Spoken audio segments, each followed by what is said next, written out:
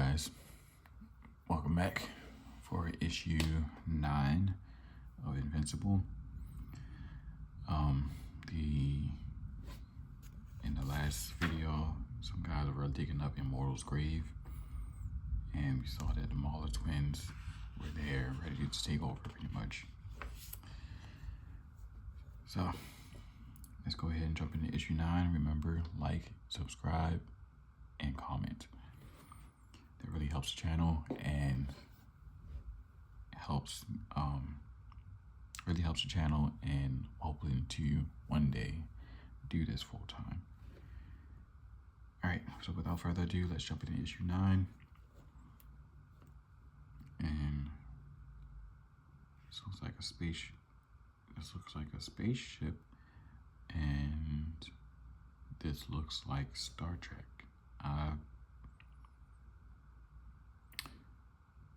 Okay, kind of throwing myself out there. I have actually never watched Star Trek. I've heard it's good, but I can at least recognize the outfits and characters enough to know that this might be a parody of it or something. I don't know. Let's check it out. So there's a spaceship. Looks like it's flying towards the sun, I think. The captain saying, "What is our status? Download. We will be vaporized on the surface of the star in less than 6 minutes. Engineering, how long until the engines are repaired? The Turalians did a number on us before we got them, Captain. It's going to take at least 45 minutes until we're back online. Damn it, we don't have that kind of time. Sir, if I can configure the deflector array to emit multiple tractor beams, it may be possible to slingshot ourselves away from the star by using the fragmented remains of the Turalian vessel. Make it snap," and then just then they're interrupted by a doom that shakes the ship. Just then, Alan, the alien we see, is on the underside of the ship, pushing it away, and he's thinking, amateurs. He pushes the ship away, and the captain asks, "What was that?" There appears to be a life form hovering off the starboard bow. I believe it has pushed us away from the star. We are no longer in danger. Put it on screen. They see Alan underneath the ship, and the captain says, "It seems we owe you a debt of gratitude, stranger." Alan says, "No time for thanks. This detour has cost me enough time as it is. I've got to get to Earth." Female on the ship says, "He has strong telepathic abilities."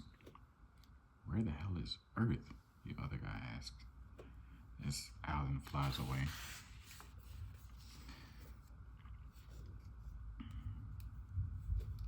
Back at Mark's house, we see Mark and William in the house, and William is saying, "A blast as always. Same time next year? You know it. See you in school tomorrow. Happy birthday," William says. It looks like he had a birthday party for Mark. And Debbie and Nolan come in, and Debbie asks, "Is everyone gone? Is it safe for parents to be out here?" Mark says, "Yeah, they're gone." "How'd it go?" Nolan asks. "You know, it's always fun, but there's only so many zombie movies you can watch in one night." "Oh, I don't know about that," as he pulls out Day of the Dead. Later we see Nolan and Mark on the couch watching Day of the Dead while Debbie is grabbing laundry, it looks like. And Debbie looks at them on the couch. She looks at them on the couch and she smiles. Meanwhile, at the Pentagon, assume you're wondering why you're here. From what I've heard about you, you might have already figured it out. As you know, the Guardians of the Globe were recently and mysteriously murdered. At the time of their death, you were being considered as an addition to the team. The old team worked closely with us, but it was a private organization funded jointly by Darkwing's alter ego and Warwoman. Sadly, there is no one there to pick up the torch, so the government has been invited to take over. Simply put, you were a shoo-in, and now we'd like you to be in charge of forming a new team that you will lead. Robot says, I am honored that you have such confidence in my abilities. I will not disappoint you. I'm trying to remember, I think it's Cecil. Cecil says, that's all I ask. Now, behind me here is Donald. He's our superhuman liaison. He'll be your contact within the government. You'll only have to deal with me if something goes horribly wrong. Pray we never meet again. Donald goes on to say, we plan on holding a recruitment meeting in the next few days. If you can provide me with a list of anyone you'd prefer to work with, I'll make sure we make contact. Somewhere in the mountains, we see Nolan at the top of the mountain saying, son, we need to talk. Mark, we need to talk. He gets frustrated. And he says again, Mark, it is very important that we... And then he stops and he listens. He flies off. And then we skip to Mark at school. Eve starts off saying, sorry, I couldn't be at your party on Tuesday. Mark says, you just hung out and watched horror movies. You probably wouldn't have enjoyed it. Eve says, why? Just because I'm a girl? I happen to really like horror movies, as long as they're not zombie movies. And Mark says, blasphemy. Do you want to do some patrolling, or do you need to go straight home? Mark says, oh, sure, if you want. You still do that? Eve says, of course. Just because I quit the team doesn't mean I hung up my costume for good. Mark says, cool, let's get changed. And the janitor notices them slipping in behind the dumpster to get changed. And the janitor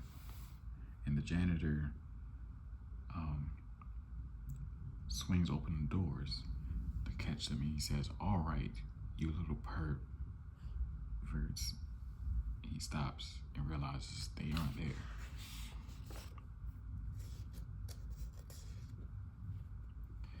Back at Mark's house, we see Debbie carrying laundry around, and she pulls out Invincible's costume and she says, geez. Now she's on the phone and she says, yeah, are we going to secure a line? Sorry to bother you in the middle of the day, but Mark finally put another one of his costumes in the wash, and I can't remember if it's cold, then warm, or warm, then cold. You'd think I'd know this, but Nolan has been cleaning his uniforms with solar radiation since I shrank his first one on accident. The tailor says, it's actually cold, then cold, like a colorful sweater. But you should really talk Nolan into getting one of my iconic cleansing machines. It sure saves you a lot of work. Oh, silly me, Debbie says. I remember that now, and I've given up on the ion thing. Nolan doesn't seem to worry about giving me more reading time. And we're trying to save for Mark's college. Thanks for the help. She hangs up and continues washing Mark's uniform. We jump out to the city where Mark and Eve are fighting what looks like an army. And one of the leaders, or the leader, says, "You may have won this battle, but the war is far from over. The Lizard League will strike again." Mark says, "As long as you don't poison the water supply today, I'll be happy. But did you really think I'd let you get out of here?" The leader of the Lizard League says, "I think the decision is no longer up to you." And just then, Mark gets punched in the face by a big guy in an orange and brown costume. The Lizard League leader says, "Well done, Komodo Dragon. Quickly, let's make our escape while there's one to be had." And just then, as they're running, they run into one of Eve's walls, and it knocks them out. And Eve says, "That's 10 feet of solid air in front of you boys, and I'm standing here. I suggest you surrender. As you can see, all of your forces have been reduced to a pack of lounge lizards." And Mark says, "Oh, bad one. I figured I'd give it a shot." After all of the Lizard League is being arrested by SWAT, Mark says to Eve, "Aside from me taking that one to the face towards the end, I think we did pretty good." And Eve agrees, saying, "I totally saved your butt." Mark says, "No way. I'm super fast. I could have caught them if you hadn't been there, but still, we do make a great team." And Eve says, "You think?" Just then, Robot flies in, saying, "Eve, Mark, I'm so glad I found you. We're having tryouts for the new Guardians of the Globe today, and I'd like both of you to be there." Mark says, "With all my schoolwork, I don't think I'll have time to be a member, but I'd love to hang out and see who's trying out." And Robot says, "That's fine, Eve." And Eve says, "I have somewhere to be. You have fun, Mark." And she flies off, angry.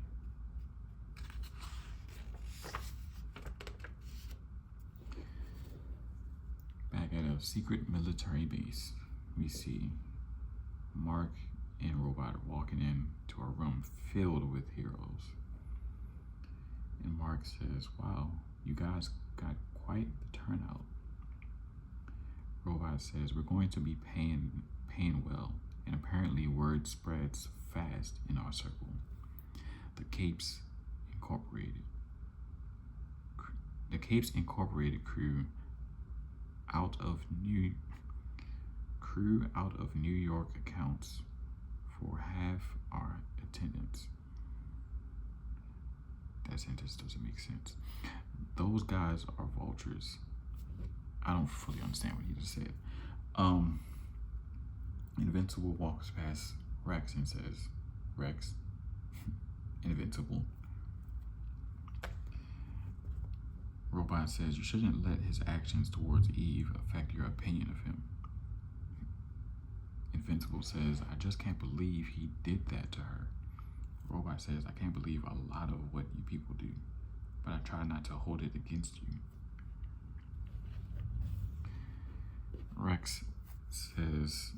Rex walking over to a crowd says, "Well, I just wanted to let you fellas know that I really razzled and dazzled them in there. So there's at least one less spot left for you guys. Sorry." One of the heroes says, "Yeah, whatever, asshole." And Rex says, "Sore loser." And then Rex notices a little girl amongst them, and says, "What are you doing here, little girl? Is your mommy or daddy trying out?" "Oh, come on. Isn't there an age requirement or something?"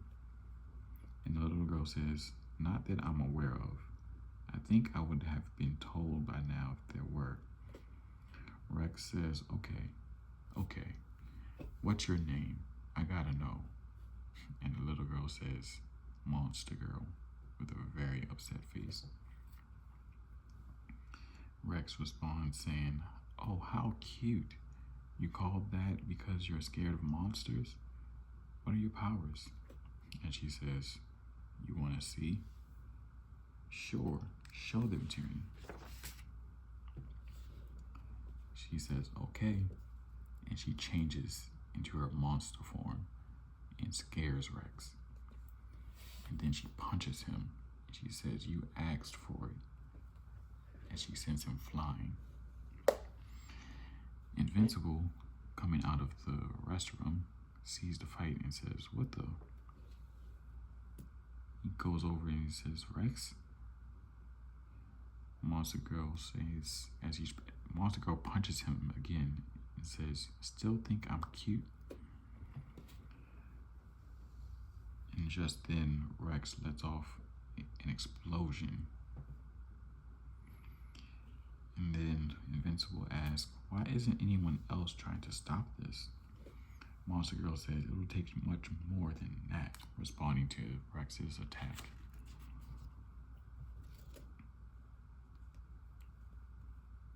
Invincible jumps into the fight and says, "Who let you in, ugly?" And then Monster Girl changes back and says, "Who are you calling ugly?" One of the other heroes says, "He hit that little girl." Invincible's like, "It's okay," Monster Girl says. "I can't be hurt in monster form. And anyway, I did get a little carried away. Sorry." And Rex says, "It's okay."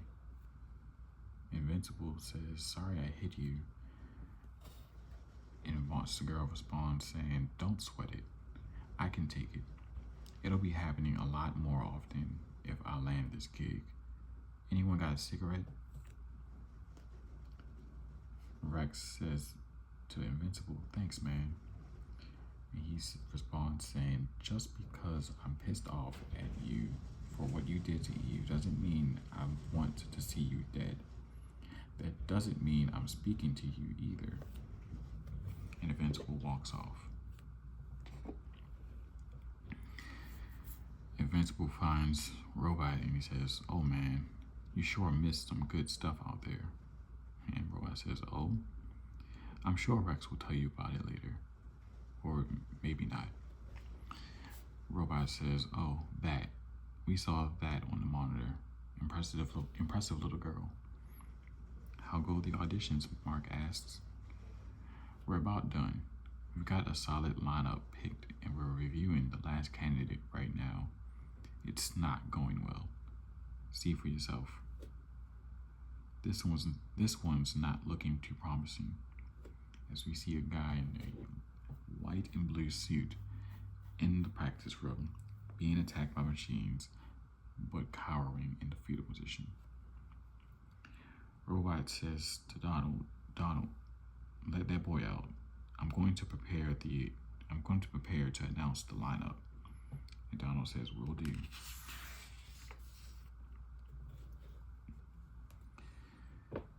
Robot makes the announcement and he says, "First off, I'd like to thank you all for attending. This was put together under very short notice, and I appreciate you all taking the time out of your busy schedules to try out. There are many of you who had conflicting powers that would have made your inclusion on the team redundant. And while you were qualified, we went with someone with more experience who had similar powers. Others, quite frankly, were nowhere near qualified and shouldn't have even been allowed to waste my time. You know who you are. With that out of the way, I'd like to announce our lineup for the new Guardians of the Globe. Duplicate, Shrinking Ray, Monster Girl, Black Samson, Rex Blode as long as he promises to behave, Side note, I'm noticing the guy from the show is back here. I forgot his name, but I remember him. He came in later. And I think Black Samson is the guy from earlier that got rejected or kicked out of the Guardians of the Globe. Later, we see Robot talking with Donald and Invincible, and Robot says, "You know, we'd be glad to have you if you're interested." Invincible says, "Thanks, man. That really means a lot to me, but I just can't. I'm getting ready for college soon, and I've always got so much homework. I don't know how Rex and Kate juggle things so easily.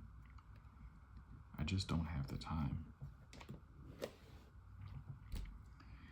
Back at Mark's house, we see Debbie and Mark sitting down for dinner, and Mark asks, "So, is Dad not going to make it tonight?" And Debbie says, "Who knows? I haven't heard from him. He's off saving the world, no doubt." "No doubt," Mark says. And Debbie asks, "So, you got any homework tonight?" "Yeah, actually. Amber is coming over tonight so we can study for our world history test. That's okay, right? What's going on with you two? Are you dating?" "No, we're just friends. She's just coming over to study. Weren't you using that excuse with Eve? Come on, son. Do you really expect me to fall for that? I swear, nothing going on." "Uh-huh."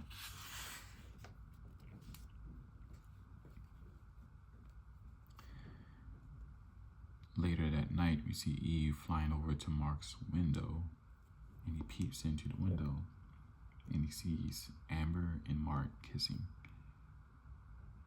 And Eve, sad, pulls away from the window, and she flies away. Elsewhere, we see a condemned building. It says "no trespassing," and we hear two people talking. "Very funny. You know you're the clone. I had you get the piercing so people could tell us apart. Keep telling yourself that. I got these piercings to differentiate myself from you, my clone. You were the original, and you altered your appearance and let the clone be your normal look."